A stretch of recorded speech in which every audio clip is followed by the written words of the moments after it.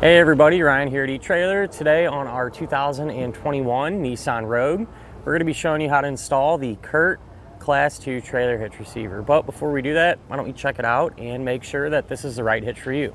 So my first impression of the hitch on the back of the Nissan, I think it looks pretty good. You know, it is going to be, for the most part, completely hidden. Really the only thing that you're going to be able to notice is the receiver tube opening here. It does come out quite a ways. Not really a huge deal, you know, since it's smaller in size, being that 1.25 inches.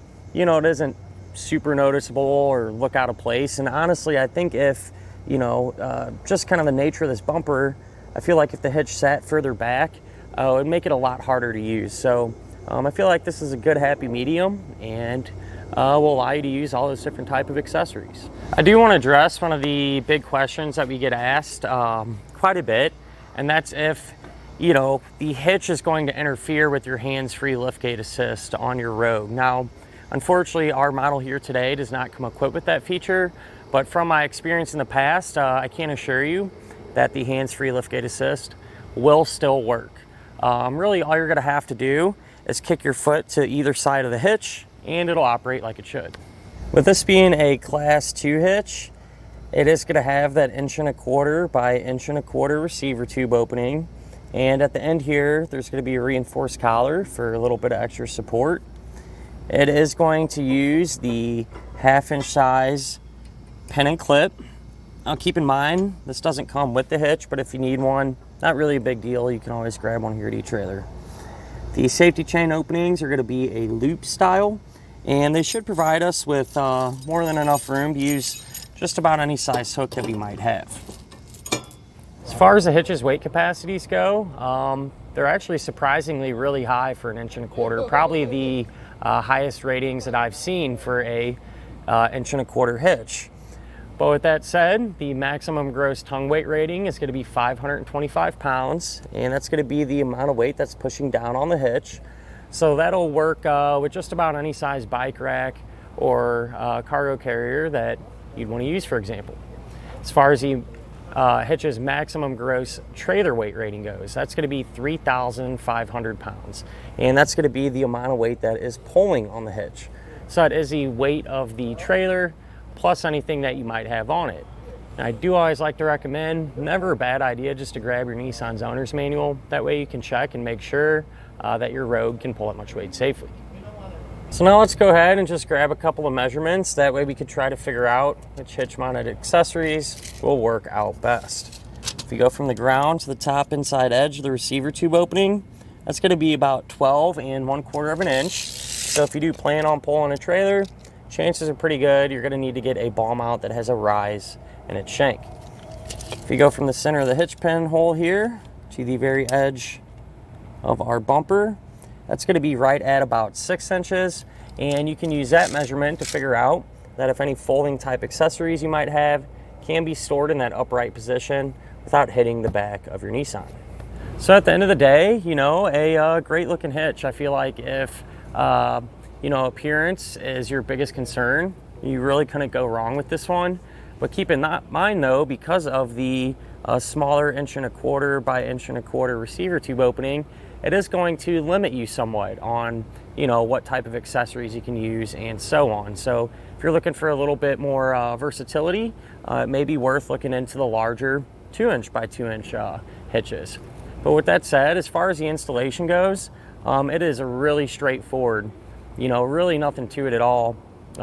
Should have no problem doing it at home, you know, in the garage or in the driveway. Essentially all you're going to have to do is lift the hitch up and essentially just bolt it right in. So really shouldn't give you too many issues.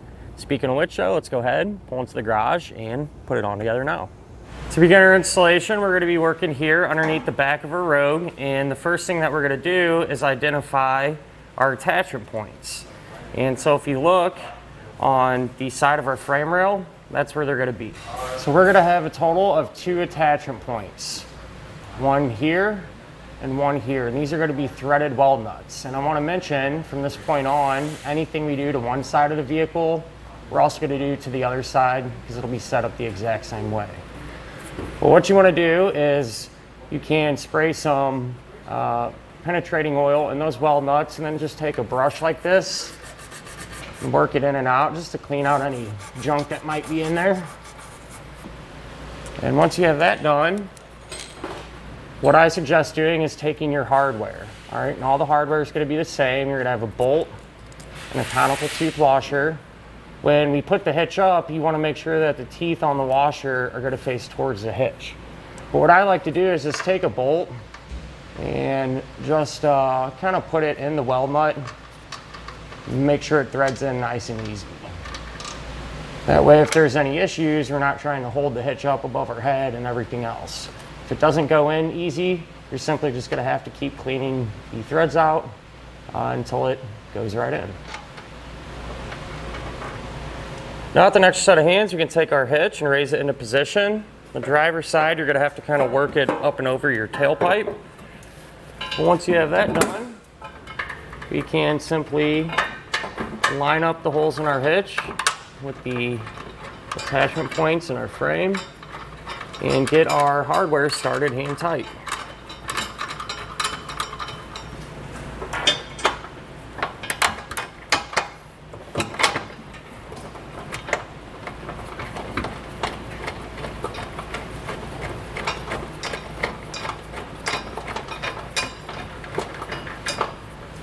So once the hitch is in place and all of our hardware is hand tight, we'll come back with the socket and snug everything down.